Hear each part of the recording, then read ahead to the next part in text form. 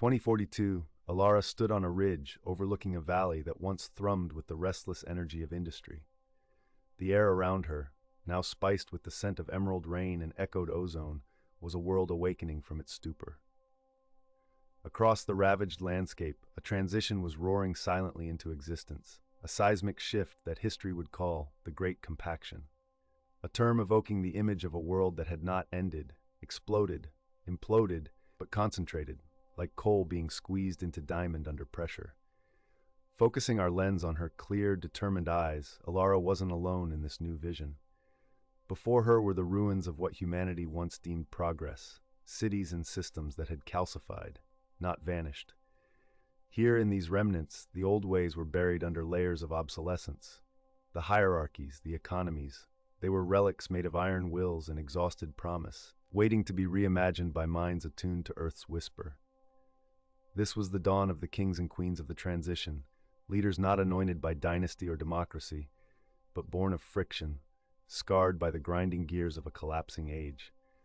Alara was among these enlightened leaders, a sovereign of the new epoch, her crown forged in consciousness, not gold.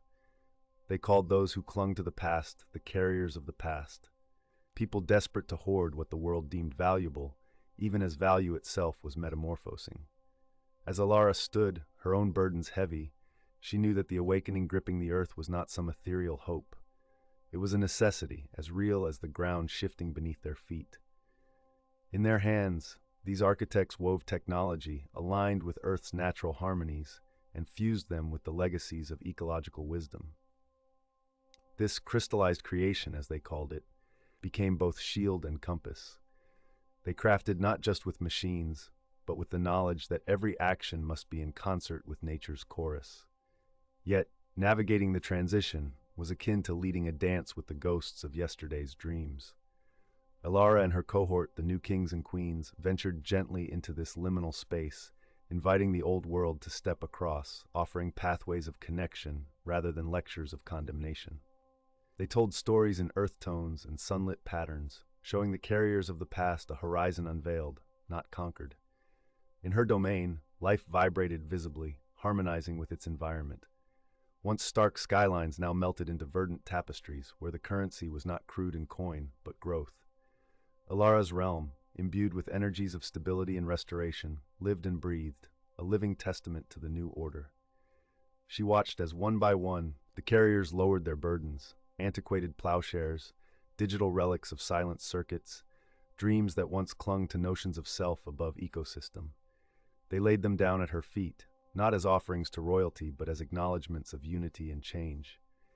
As the sun cast its waning light across the crystalline commons, Alara spoke gently into the winds. "The old world is gone," she whispered, a soft pledge to an embracing cosmos, "but the earth is finally awake." Her voice was a gale pulling at hearts and hopes, a prayer devoid of arrogance and full of promise.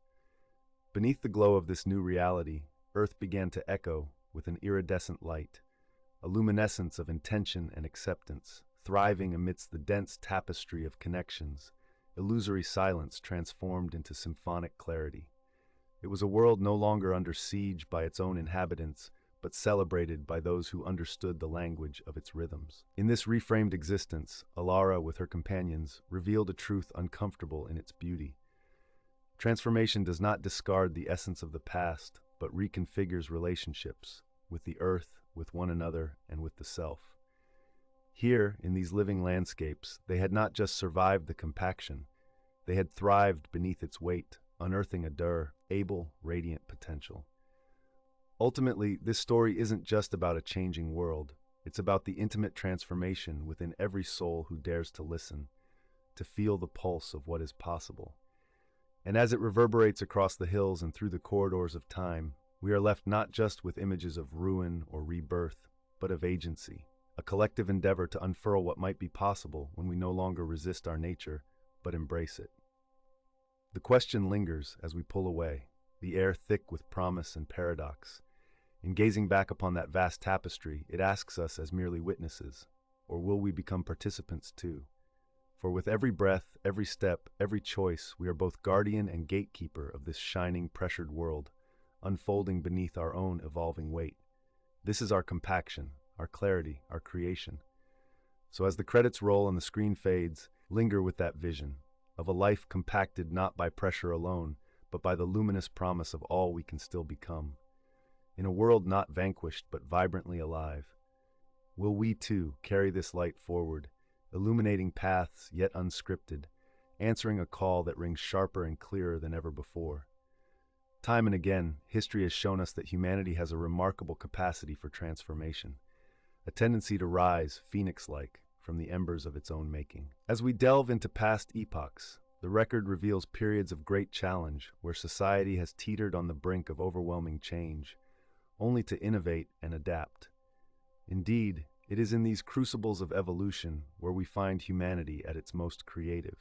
From the agricultural evolutions of the Neolithic era through the bustling imperatives of the Industrial Revolution, these cycles of renewal and reimagination have not only altered landscapes, but reshaped the very essence of human identity.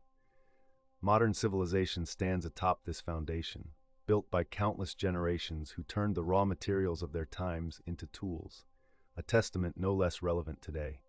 Now, faced with the Earth's pressing environmental challenges, we find ourselves at another such critical juncture. Climate change, a once abstract concept, now manifests in familiar patterns of unnaturally extreme weather, threatening biodiversity and human livelihoods globally. It is the existential canvas upon which we must paint solutions, calling forth resilience and ingenuity from the depths of our collective spirit. The kaleidoscope of today's technical advancements offers glimmers of hope.